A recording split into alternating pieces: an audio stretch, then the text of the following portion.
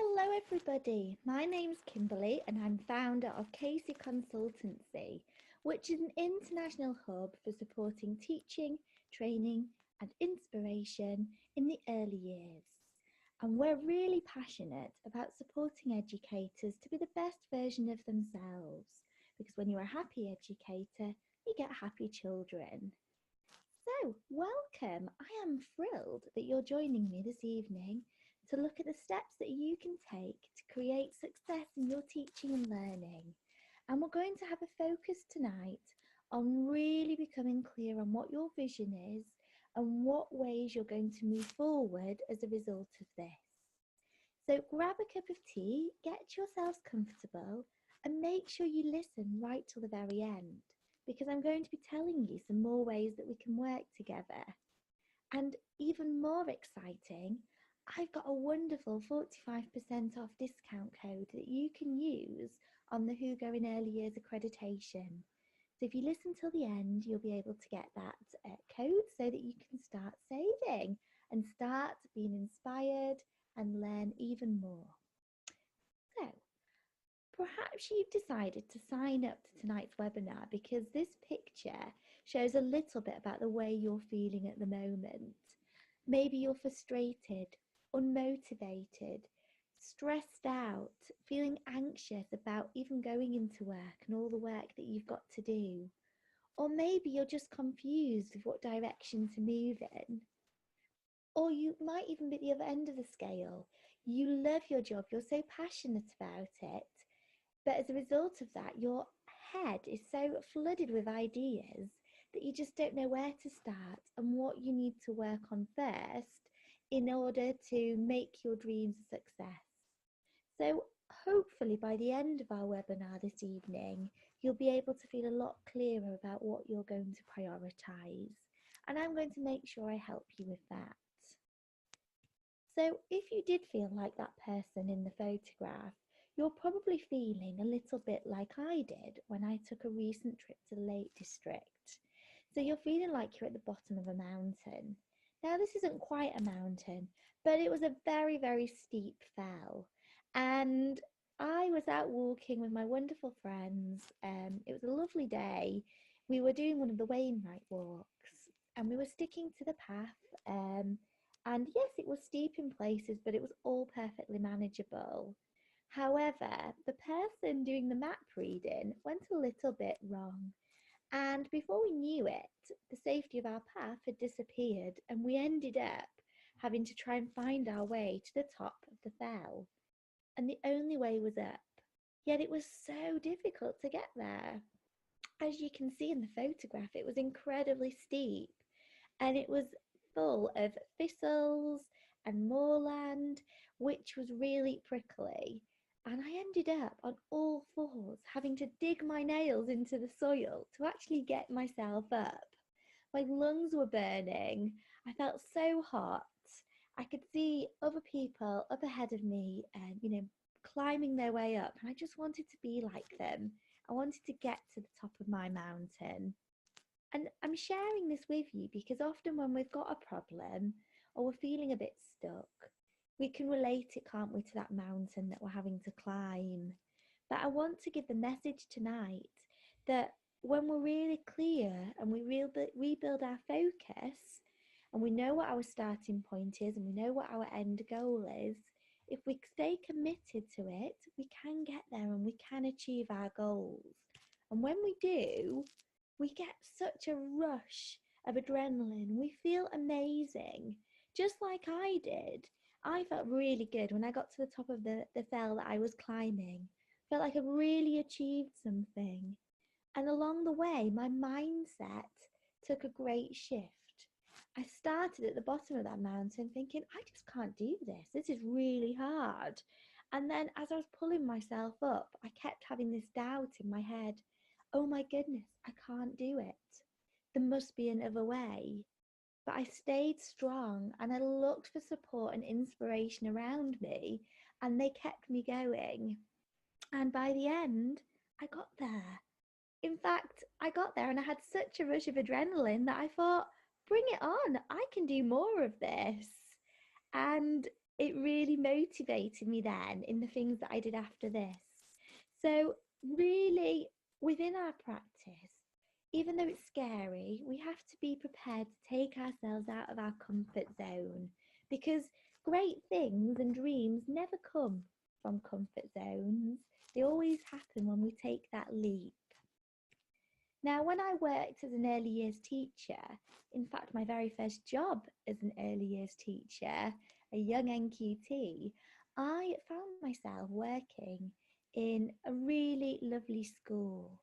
But I spent all of my summer holidays getting the provision and books and everything set up with my team, ready for September when we would begin with our new cohort of children. Unfortunately, the school that I was in had a theft, and the lead flashing from the school roof was stolen by thieves. And in turn, we had a lot of rain that fell down and it made our building flood. And this caused great devastation because all of our furniture, our resources, our books were all ruined. And we were faced with the fact that we had brand new reception and nursery children starting with us in like 2 days' time, and we didn't have anywhere where they could go. So we ended up having to provide the education for them in the local school hall. And this was just such a stressful time. It wasn't the ideal start for the young children that were working with us. It wasn't great for their families, and it was really confusing. But even though we were at the bottom of this mountain, the physical bricks and mortar began to be rebuilded in the building, and we were able to invest in new furniture and start to put it in place. But as you know, this all takes time, and we felt like we were constantly trying to catch our tail, and things didn't work out as smoothly as we would have wanted them to. But I had a really effective early years leader at the time that just had a clear vision for what we were working towards. And she kept the rest of the team going and she kept us motivated, even when the behaviour took a dip because the children were struggling with the new environment because things weren't set up and labelled as they needed to be. But we kept chipping away at it, we kept working, and eventually we got there. And the following year, we were actually awarded an outstanding Ofsted judgment for our early years provision. So it just shows you that when you are 100% committed to what you want to achieve, you can do it. You just need to keep that commitment along the journey, even through the really tough bits. Because if you don't, you get that feeling of self-doubt, and we don't want you to feel like a failure. So, yeah, think about your vision and think about what it is you want to create. And vision and taking that responsibility is something that Foundations Nursery did when they set themselves up a couple of years ago. So they worked with the whole of their team and they talked about what the team wanted for the child, what their image of the child was, how they saw them learning, and what opportunities they needed to really build on their characteristics of effective learning and their strengths. And everybody recorded what they thought on a piece of paper, and then these all got popped together in one collective statement so that everyone had joint ownership of it. And this reads as, we believe that all children are individual, capable and competent learners. They are naturally inquisitive, curious, active and adventurous. And when trusted and loved, every child will reward us with an invitation into their imaginative and creative world. So, how are you feeling right now? Take a minute to consider, are you at the bottom of that mountain? Or are things going quite well for you, but you just want to know what's next? Maybe you've actually had Ofsted recently. Not that we do our job to get a good Ofsted judgment, but they do help us be accountable for our work. Maybe if you've had that outstanding judgment, you're thinking, where do I take my provision and learning now? What's next? So consider this and then we will move on. So it's okay to feel like you've got all this self doubt and levels of anxiety. We only have to take a look at all the coverage in the media of increased workload, teacher shortages, the stress that the funding crisis is putting on the early years sector. And we know that we've got that increased and unmanageable workload, that poor life balance that can happen as a result of it. As a leader, and I forgot to say, I talk about leader in a very loose sense. So you're a leader if you're a childminder and you've got a group of children. You're a leader if you're a teacher in a classroom. You're a leader if you're working with groups of children. You're a leader if you're a manager or maybe you own a nursery. So it's leadership on all different layers that I'm looking at. And you're probably wanting to be respected and liked and thinking about the best ways that you can be this when you're trying to move forward.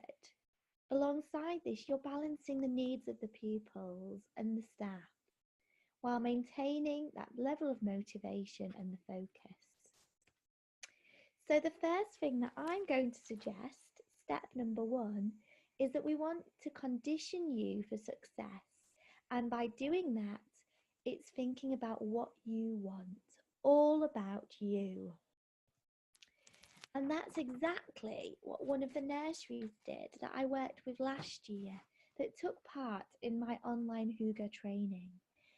Stephanie from Helping Hands Nursery, she worked with her team after the training to develop a really clear vision of what they wanted for their children.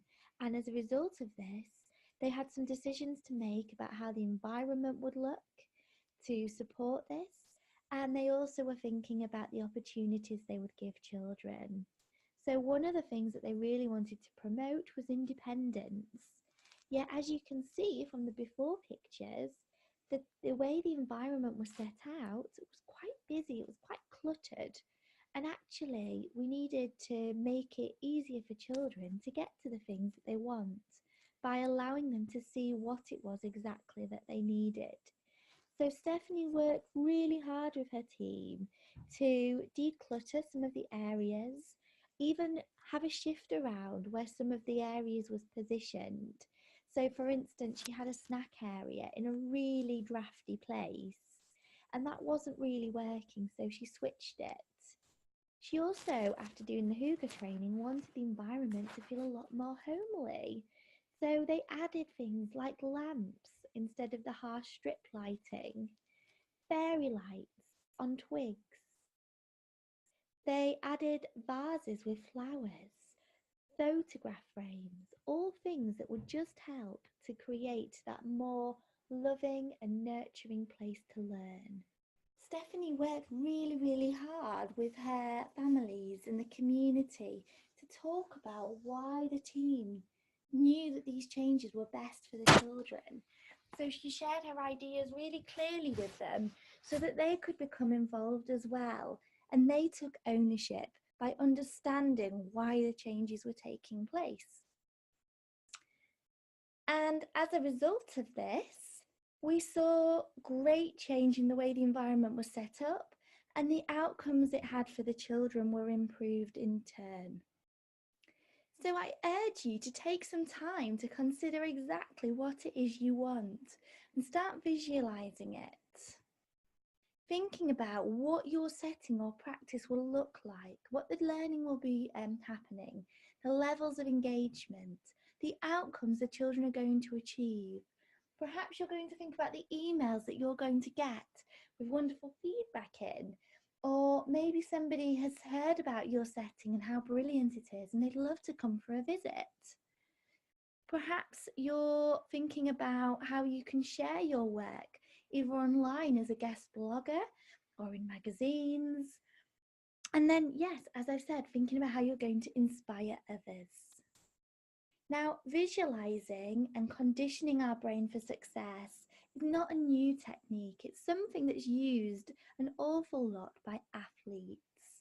And if you have a look at some of our science that's available to us on the brain, it tells us that the more and more we think about something and dream about it, especially if we do it every single day, it strengthens those connections in the brain, which make the pathways more visible for the learning to then happen, making those goals a lot more achievable. So for these 100-meter sprinters, they're thinking about how they're going to run as fast as they can in order to win that 100-meter final at the Olympics.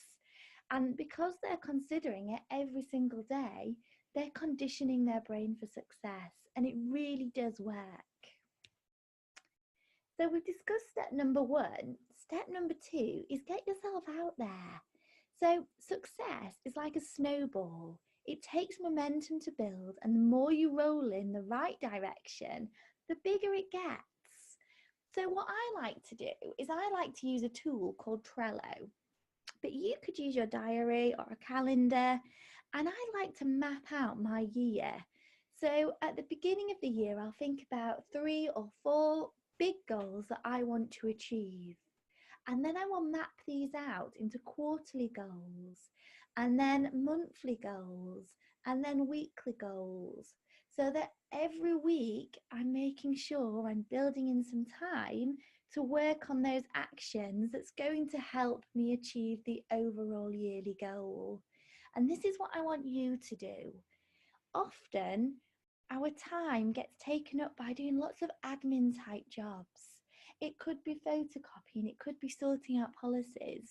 And yes, they all need to be done, but actually, are those types of jobs moving you forward? Now, I said I like to use Trello, so every day I will write down what I need to do, what tasks that day, and I will highlight them with a coloured label if they've moved me forward in what I'm trying to achieve. And it really helps me think about my use of time. So I want you to try and do that. As I said, it doesn't have to be on Trello, it can be in a diary or on a calendar or on your iPhone, however best you use your time management system. And then as you start achieving your goals, I really want you to begin to celebrate those successes. So here we've got a nursery that I was working with on the Hygge training again. And every time they had a success, no matter how big or small, they celebrated it in some way or another. In this particular instance, the team went out and did one of those lockout room experiences where you have to try and solve lots of problems to release yourself from the room. And not only was this good for building team approaches and problem solving, it allowed them to bond and have a good laugh and think, do you know what? I love my job. I really like being here. And research tells us that kindness is linked to happiness. And we know that when people are happy, they're going to put in more than they would, if they weren't. So we want to really build on happiness and build on kindness. So think about how you can treat those around you, whether it be just through kind acts and words, or maybe bringing in a fruit platter every now and again to say thank you. But celebrate, take time to do that. And then my last step would be to become the master. So I want you to be the expert in whatever it is that you've got as your goal. I want you to do courses, listen to podcasts, read books and journals, join a group of like-minded early educators, immerse yourself in that area and be committed to becoming an expert in it. So perhaps you're fascinated in creating open-ended play with loose parts. I want you to be a specialist in loose parts. I want you to know everything that there is to know about it by equipping yourself with the knowledge. And also take some time to figure out what makes you unique. So what is it about your setting, about maybe where it's located or what you offer that is so different to anybody else? Now, this is a really unique setting that I have been visiting in Ilkley, West Yorkshire. And this setting has got the most magical woodland area as part of the continuous provision on offer to the children. So each day, the nursery and reception children can get themselves ready in their waterproof all-in-ones and their welly boots, and they can just take themselves down into this shared woodland area, and they can explore the mosses and the wildflowers and build fairy houses. They can be problem solving how to climb up the muddy slide that they've got on the banking. Or maybe they're just building on their independent skills and accessing their snack outdoors by the campfire. But this setting is so unique in what it offers, and it's the freedom that it really allows the children to have. And the school know that. They know that they're really special for having this approach, and they recognise that. So I want you to find your uniqueness and become the master. So thank you for listening to those 3 key steps that you can take to help your mindset become clearer on what it is you want to achieve. And if you want to know more about particular aspects of your practice, like how you can understand the importance of play more effectively, or maybe you need help with setting up a language-rich learning environment, or you're wondering about your continuous provision and how to improve the levels of engagement, or maybe you want to know how you can make your environment a lot more homely and nurturing, and how you can take more of a love-based leadership approach. Now, I'm working with a range of early years experts and professionals, and they've been delivering a range of different modules around their strengths. And I'm able to share these with you now through our Hugo in Early Years accreditation. And if you want to head over to the accreditation, you can actually experience the first module for free. But it is only available for a limited time, so get there quickly. And if you really like what you see and you think that you'd like to be part of it and begin your own transformation, then I'd like to offer you 45% off all payment plans until midnight tonight. So if you use the code AMAZING in capital letters, you can get your 45% off. And I'd really love to work with you. It's a really supportive community that we're building of professionals that are all like-minded, that just want the best for their children. So if you'd like to join me, please just head over to the website. I'll pop the link in here for you, and we can start your transformation, because you'll already know what it is you want to work on. So let's make it happen. Let's make 2019 a really amazing year for you.